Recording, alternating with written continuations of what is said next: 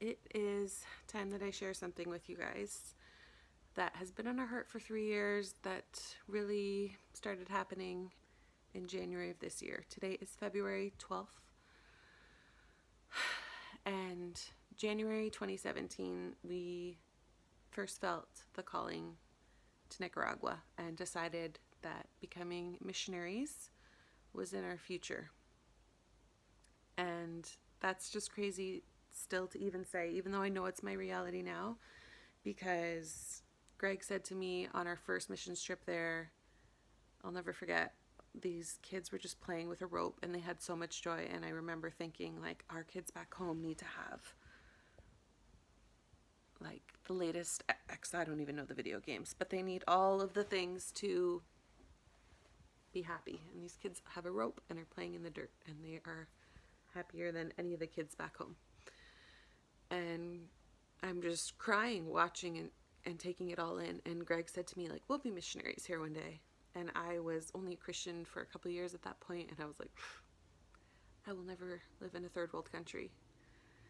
And my oh my, has God worked in my heart over the last 12 years, because now I want nothing more than to live in the beautiful third world country of Nicaragua, developing country. The people there are amazing. I feel so close and connected to my Creator when I'm there. I haven't been there in over a year now. I just thought it was time because I want to share this story with you, how God has changed me from someone who really cared about the beauty industry, vanity, making sure I looked nice all the time, making sure my house was full of things, my journey through consumerism into minimalism, which you guys have seen already, but how God has used all of this. And becoming a foster parent was instrumental to this change, because I realized what true fulfillment was when you sacrifice and love others. And I'm emotional because doing this means we have to say goodbye to our little guy. And I can't even talk about that yet because I don't want to start crying, but that'll come soon.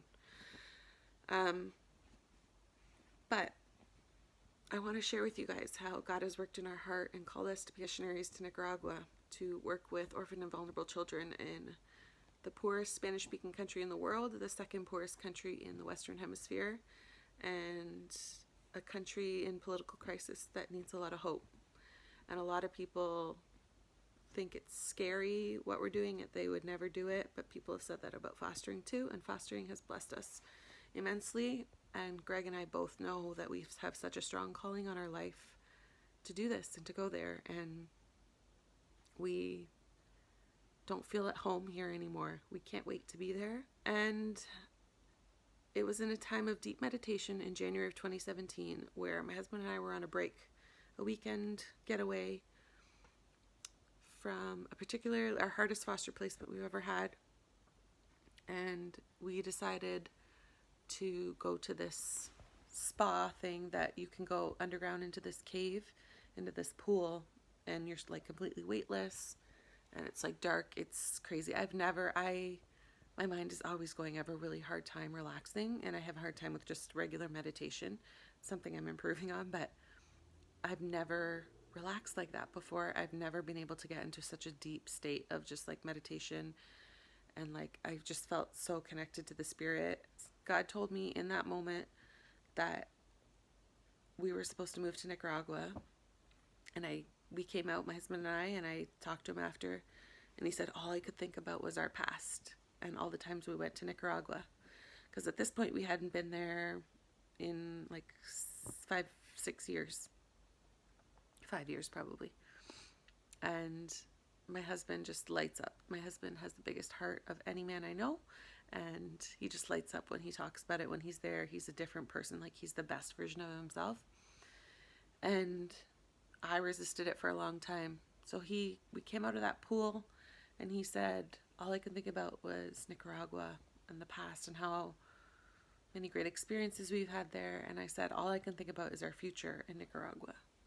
And in that moment, we kind of made this unsaid decision that it would be in our future. At that point, we still very much felt called to adopt, and I didn't know if God was changing that to adopt from Nicaragua or if we were still supposed to stay. I didn't really know. And, I just wanted to take some time because obviously that's a huge thing to pray and ask God, and I needed to grow obviously a lot more. But Rosie came into our life July of that year, and my husband got asked to go on a short-term mission trip December of that year, and it kind of came out of nowhere. And at first he said no, just because things were financially tight for us. So to go on a trip, like, especially without me, like, he wanted to go with me if he was going to do it. And financially, he just said no first. And then after a couple weeks, he's like, I just feel God is telling me to go. And I was like, 100%, babe, like, go, you have to go.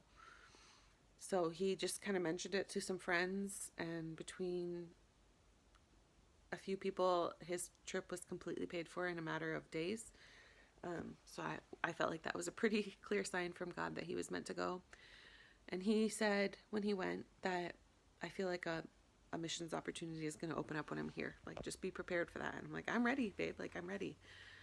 And at that point, Rosie was 5 months old, and her case was just starting to look like it might go to adoption. So anyways, he goes on this trip, kind of disappointed, calling me like nothing's come up. And then on the very last day, the head of this missions organization, who's actually the pastor that married us, the president of this organization, said,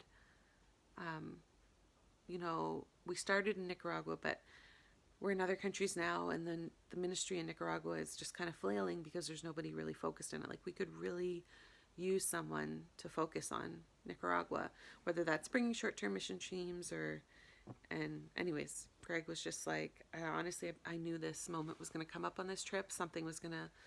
An opportunity was going to present itself. I felt God calling us to that. And he said, Katie and I are like, we want to move here. And we want to pursue like full-time ministry, become missionaries. So that was in December of 2017. But of course, we were committed to Rosie and seeing that process out. So we had kind of said, no matter what happens with Rosie, if we get to adopt her, if we're done and she goes somewhere else or whatever, like, we're done fostering and we're going to start working towards Nicaragua. And you guys know the story. If you've been here for any period of time, Rosie's adoption took 2.5 years. And we were in a big state of confusion. Like, God, we feel so strongly that you called us, but now you're asking us to wait. Back in January of 2017, I said January 2020. That's when we'll be working or whatever. January 2020 is just the date that came to mind. The thought was just always there, but things just took so long with Rosie, and honestly, we felt a lot of confusion. And we decided to take another little guy because I felt like, okay, maybe God is just saying be faithful where he's called us now as we waited for Rosie. So we took our other little foster love in, which is where I'm at a little bit of a crossroads now because I know I'm going to have to say goodbye to him, which again, I'm not going to get into. But I know I want to document this journey for my kids one day, to show them how God worked in our life, to have things to look back on, to see, because this is a pretty big thing, right? Like, that God is calling us to do. I just want to see God's faithfulness and the fruit of being obedient. And I think, I already have a YouTube channel, and it's not going to be super centered around foster care anymore, but hopefully you guys will be interested in the journey as well, because I think we're going to be doing some really amazing things, not by the work of us, just God is going to do amazing things through us, so that we can honor and glorify God in our actions. And my husband and I just want to live our lives that way. And we feel very unsettled living in North America with the luxuries and conveniences when so many of God's children in other places, and Nicaragua happens to be the place that God has called us to, but they don't have access to basics. And we have so much here, and it's just, Greg and I have a really hard time living in this injustice. And we just want more for our lives, and we want to leave the world better than we came into it and to create an impact. And we know so strongly we have 150% peace that God wants us there. So I thought I would just document this journey, and I thought I should just make this little video and give you an update as to where we're at so far. So Rosie's adoption was officially finalized in December, and this has been on our heart all of this time and in our plan for the future. And all we just kept saying was, God, like, make it clear. God, make it clear when we're supposed to go. And raising support as a missionary was always a big stumbling block for me, or obstacle for me. I wasn't raised in the faith, so it took me a long time to wrap my head around raising support as a missionary and asking people to support you. You know, God's still working in me and helping me with this, but I feel confident in raising support now because I know I'm doing great work for the Lord, and I know that we're going to steward that money well, and that we're going to help a lot of kids and feed a lot of kids in particular with that money, because that's one of the biggest parts of our ministries. And we're going to be able to show North American youth, adults, whoever wants to come, how life-changing a trip like this could be, like it was for me in my teen years. And the fruition of it is not until 12 years later, but Greg and I just want to live a life sold out for Jesus, and we are finding it hard to do that in North America anymore. And it's not running away from it, but we just don't feel comfortable. Not comfortable, that's not the right word. We just don't feel okay with living like this anymore. We want to become full-time missionaries, and we are becoming full-time missionaries. It's also exciting because this is just saying this, and like it makes it feel more official. So obviously we haven't told the general public yet. Our close friends and family know. We've started our support raising process, where our house is going on the market next month. My husband has to quit his job still, so like we're just not ready to share it with the world yet. At this point, obviously we are by the time you're seeing this video, but we're still just trying to line things up. And our prayer over the past few years has been, just God, make it clear. If and when we're supposed to go, just make it clear. So, like I was saying earlier, I'm sorry I went off in a little tangent. The money thing was a bit of a hurdle for me. And God provided an online job for me that I can do from there, that I feel like I want the money that is raised by our ministry to go directly into the ministry, and I want to be able to like fund our family, our food, you know, all of our expenses. I want to be able to do by my own work, which I know is silly, and God is still wrestling with me on that, because I know I need to surrender and just give full dependence on Him. But I think God has given me this job because He knows what a stumbling block that has been for me. So I was offered, so you guys know, obviously I work online, I run a blog, and I make a small income that helps, you know, with little things like groceries and that, but certainly doesn't cover all of our expenses. And through that, I've had other people approach me to help them out with their online businesses, and I was able to secure a couple clients, one of them being a missions organization and another being a very dear friend, boss of mine, where I can still work in the evening hours when we're not doing ministry there, and cover a lot of our needs, so that the fundraising we can do can go directly to the ministry for orphaned and vulnerable children that we're going to be starting. So we're super excited and hopeful and all the feels, and this is just the beginning. So we don't know exactly when we're going to go. Thankfully, we bought a house when we were in our early 20s, and we have enough equity in our home that we're going to be able to purchase a property down there, and hopefully all of our dreams come to fruition. So our ministry is twofold, and I just want to share it with you before I end this. So we're going to be working with orphaned and vulnerable children. I guess I should say quickly, this video is going to be so long. We went on a vision trip last January when we weren't sure if we were going to be able to adopt Rosie. We had already planned it. We thought Rosie would be adopted by then. You guys know the story. But we went on a 2-week vision trip, and we traveled all around, and we spoke to missionaries, went to orphanages, feeding programs, because we didn't want to go into it like, oh, we're going to make things so much better. Like, how can we best help? How can we best serve? And everywhere we went, we got the same message. Like, everyone here is in need. You can help in so many ways. Everybody's going to want to work with you. You have to focus on what God has called you to and what your gifts and talents are. And obviously with fostering, that's a big part of our lives. So we just feel called to work with orphan and vulnerable children there.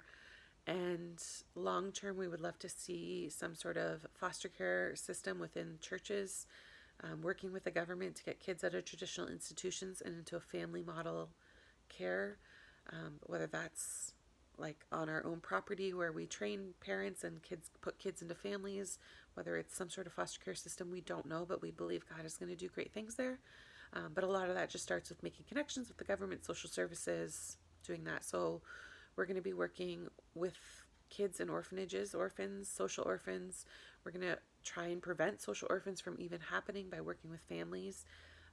But offering camps, like things that these kids don't get to do. They kind of get stuck in these orphanages. And I mean, some are better than others and offer a lot of awesome things, but some are just really basic and a roof over their head. So we're going to be working with these orphanages and running day camps for them, as well as working in a local community, working with the kids in the vulnerable areas there. We're not moving to a city, we're moving to a very remote place, and working with the kids in our local community to offer Bible camps, English programs, that kind of thing. We're not exactly sure how God is going to work out all the details, but we know our strengths, and that's we know what can happen at a camp and how much fun kids can have. We just want to bless kids and show kids the love of Jesus and feed kids. So each of our programs will have a feeding program element to it. So that's where the majority of our funds will be going, is to actually just feeding a lot of people. The second part of our ministry, the twofold part, the second part is hosting short-term mission teams. So we're actually going to be having a guest house where we organize short-term teams. I really want to focus on teens and young adults because I think it's a pivotal time in their lives to experience something like that. So if that sounds like you, I would love to talk to you more about it. But we've gone so many times. We have a lot of connections there already. We know the drill, and we just want so many people to experience it because Nicaragua and the people are incredible. And I don't feel closer to God anywhere else but there. I just feel so close to the Spirit, and I just love being there. And even though there's poverty all around me, it feels right and normal and good and where I'm meant to be. I just want others to experience the beauty of Nicaragua, and the faith of the people is incredible when they have nothing, but they have such strong faith, and they hike for miles and miles to come to a church service because they're so hungry to learn about Jesus. And we are so lucky here with all the resources that we get in North America. I want to be able to bring some of the resources to them and to allow locals to thrive within their own communities. This isn't us about trying to come in and save the day, but just empowering the people of Nicaragua to do better, to teach them, to give them opportunities. We live in a land of opportunity here. They do not. So us going can help to give them opportunities. It's not a handout. It's not us being saviors. Jesus is the only savior, of course. But we just know we can use our gifts and talents to give opportunities and to bless a lot of kids and to teach others from North America all about why we're so passionate about it. So that is our ministry in a nutshell. There'll be more to come on it, but I want to document this for me, for my family, and I would love to watch something like this for other people doing it. It's not out there. Trust me, I've searched. Same reason I started talking about foster care content. Like, there just wasn't a lot out there. And I hope to inspire others to do good works. We're not saved by works. I'm not doing this because I think it's going to get me into heaven. I know only through grace I am saved, through faith in Jesus Christ. But I think our works should reflect our faith and our beliefs. And Greg and I feel so strongly about that. And if you're not involved in a ministry, whether in your church, in your community, whatever it may be, like, pray and ask God to give you a ministry to serve in, because it's one of the most fulfilling parts of life. And for us, that has been fostering and volunteering at our church, and now it's moving us to Nicaragua, and we hope to inspire others to do it. My verse this year, and I really think it's my life verse, it's our verse for our ministry, is Hebrews 10:24. And let us consider how to stir up one another to love and good works, not neglecting to meet together as that is the habit of some, but encouraging one another, and all the more as you see the day drawing near. Let us consider how to stir up one another to love and good works.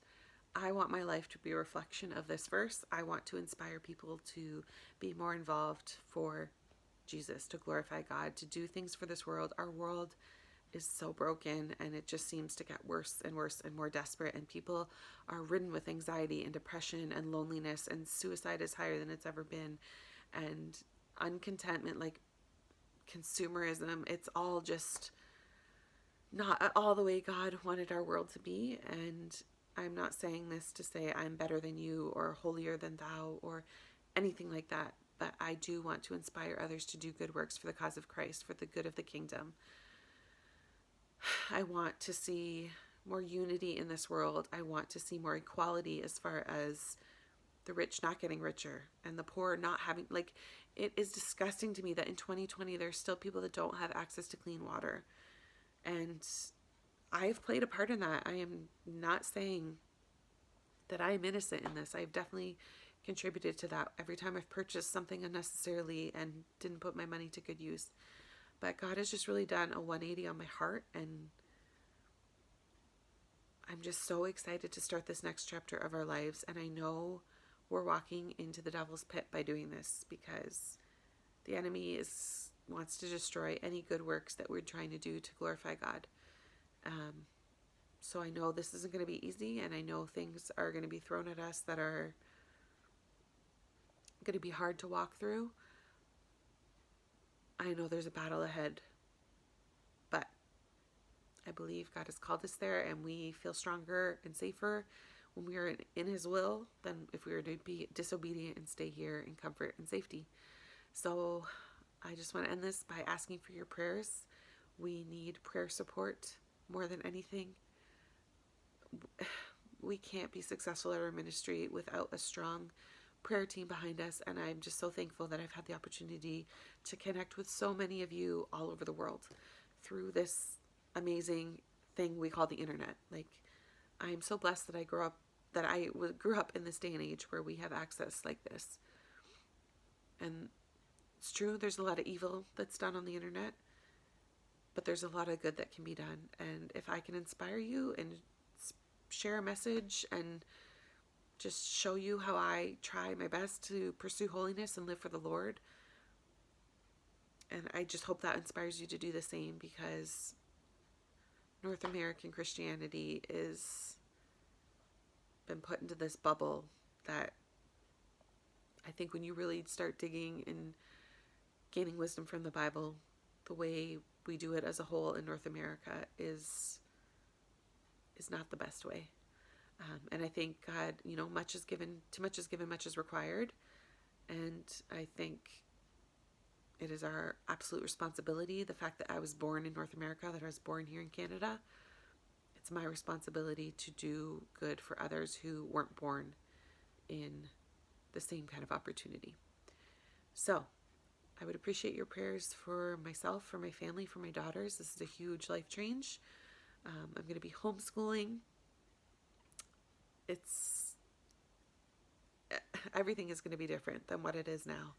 And it's a change that Greg and I are both so excited for and ready for. And we don't have fear, because we know that's God's will, but there's still, fear isn't the word, but there's still some things like, is this the best thing for my kids? Am I doing right by them? Are they going to be scarred because I'm moving them to the middle of nowhere? Or am I going to see fruit from that? Like, just little thoughts like that run through my head. It's not about us, but mainly about the kids. So I would appreciate your prayers for them in particular. I think they're all going to thrive and do amazing. I'm excited for them to learn another language. I know with Rosie's things that Rosie has going on, she's not going to do well in traditional schooling. So I think this is the best thing for her, to be able to be homeschooled and grow up in an environment where she can really live in nature. So I would appreciate prayers for my kids in particular. But this is it. And this makes it real when I'm posting this. This is officially me announcing it to the world, I guess. Something that's been on our heart for 3 years that in this past year has really been on our heart. And in January 2020, like God told me in 2017, it's all starting. So where we're at now is getting rid of our everything in our house. We're packing our lives into 10 suitcases. And even though I've minimized like crazy, I still feel like there's so much when you realize all of our life has to fit into 10 suitcases. So that's where I'm at now, and I'm excited to be getting rid of things. Took 5 bags of stuff to Goodwill last night. I've sold a bunch of furniture, and I'm about to go do some more work on that now, which is what kind of sparked the thought to just post this video. And when I'm ready, and my husband has quit his job, that is the main thing. We don't want his boss finding out any other way than respectfully by him when the time is right, because we don't know our exact date yet. But things are starting to align, and we obviously have to be fully funded before we go, so we're praying for that to all fall into place. But I believe God is calling us now. Now is the time. That's been our prayer. Make it clear, God. So selling the house and wrapping that up, that should take a few months, and I don't know how much longer we'll be here. So yeah, excited, hopeful, of course a little bit of worries, but I know God's got it all, and I know He's called us there, so we're just more excited than anything. And I hope you guys come along for the journey and see what it's like to become a missionary in a developing country, leaving everything behind, starting fresh with nobody. I mean, I shouldn't say nobody. We have a wonderful family, Nicaraguan family that we've been in contact with. He was our very first driver we hired. His wife and I, she's like a dear sister of mine, and they're going to be starting the ministry with us. So we're so thankful that we have that support starting. We just put their son through English school to help with translations. So yeah, my husband and I have been in Spanish school for the last year. Well, I started in September. We've been doing it online. Greg's been doing it for a year because he's the one that's really focusing on the language. I'm more like, believe it'll come once we get there. But he wants to be fluent by the time we're even there. He leaves for a trip in March, next month, in a month. Today, actually, he leaves. So he's going for 10 days. Yeah, this is what God has been doing in our life, and we're just super excited. And come along if you'd like.